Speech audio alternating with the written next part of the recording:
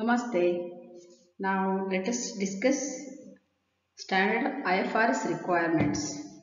Standard IFRS requirement means there are some basic requirements or the various statements we need to prepare. You know that IFRS covers a wide range of accounting activities. There are certain aspects of business practice for which IFRS set mandatory rules. They are compulsory that are to be followed. We need to prepare statement of financial position. This is also known as a balance sheet. IFRS influences the way in which the components of a balance sheet are reported. So how we prepare a balance sheet in double entry system, in the same way in IFRS we need to prepare statement of financial position. They are similar but the order in which we are writing will be different, and classification also assets liabilities it is bit different. So that we'll study later. Then one more statement, another statement we have to prepare is statement of comprehensive income. This can take the form of one statement or it can be separated into a profit and loss statement and a statement of other income including property and equipment. Statement of comprehensive income we need to prepare, remember. Like profit and loss account, how we prepare in double entry system, in the same way we need to prepare. Right? So it includes profit and loss also, and one more statement of other income that also we need to prepare, and it must also include the property and equipment statement. Then we also have to prepare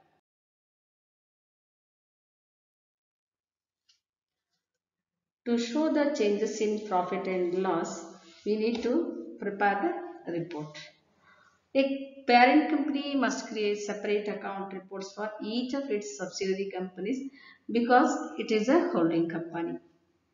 So it becomes responsible and accountable for all the transactions, and even it has invested in those subsidiary companies. So it has to see the financial position of that particular subsidiary company. Okay, now let us see what are the benefits of IFRS standards. Means what benefits we get if we follow IFRS. So you know that IFRS standards addresses this challenge by providing high quality internationally recognized set of accounting standards that bring transparency, accountability and efficiency to financial markets around the world. It's a, you know that here, IFRS standards, it's a high quality and bringing transparency, accountability. These are all these are all very important for the maintenance of accounts. So IFRS provides all these because it is it is to be made universally. Now let us see what benefits we are going to get. IFRS standards bring transparency by enhancing the international comparability and quality of financial information, enabling investors and other market participants to make informed economic decisions. This transparency in the sense there should not be any hidden thing. We must feel we know everything in and out of the company or business. So when we know that, we can compare the international accounting standards or accounting position, everything can be compared. And it is also possible to improve the quality of financial information, so we can develop them. And investors also come to know about the financial position and the accountability of the business, and the market, other market participants like creditors, suppliers, debtors, buyers, those who are interested, stakeholders. They all come to know about the accounting information. So when all the people, the stakeholders, they know about the accounts of the company, then obviously economic decisions can be taken easily. So easy decisions can be made. Then IFRS standards strengthen accountability by reducing the information gap between the providers of capital and the people to whom they have entrusted their money. Standards provide information that is needed to hold management to account. As a source of globally comparable information, IFRS standards are also of vital importance to regulators around the world. Accountability means each and every person is accountable. So when it is there, when IFRS provides that accountability, it reduces the information gap between the providers of capital, means investors, and the people who use it. Those are entrusted with the investment. It here bridges the gap between these two parties. So all these standards, sorry, IFRS standards, they provide information to hold the management to account.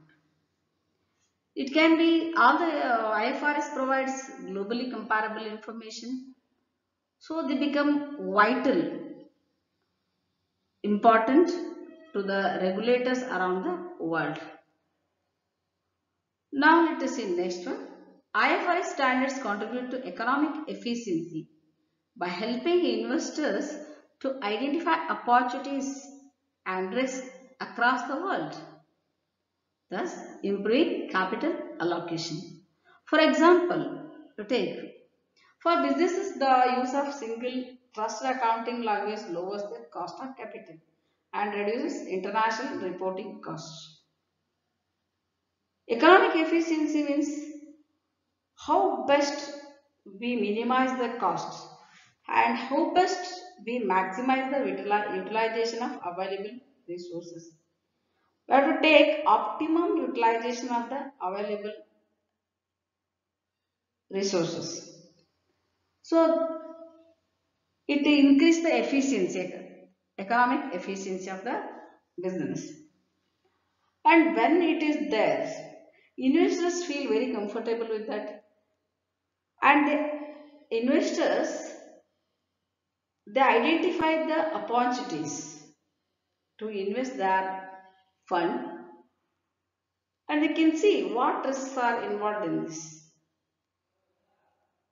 So if risk involved is less, they can invest. Obviously, all the business get more and more capital. Obviously, it leads to improvement in capital allocation. Then one more thing is, if the business uses single trusted accounting language or accounting practice, we can say, it lowers the cost of capital. So it becomes practice. We did not burn our time for this. So it reduces international reporting costs. Obviously, when all the costs are reduced, we can say that there is economic efficiency.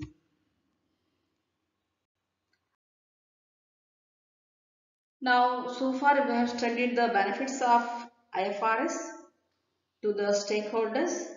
Other things will continue in the next class. Okay, thank you.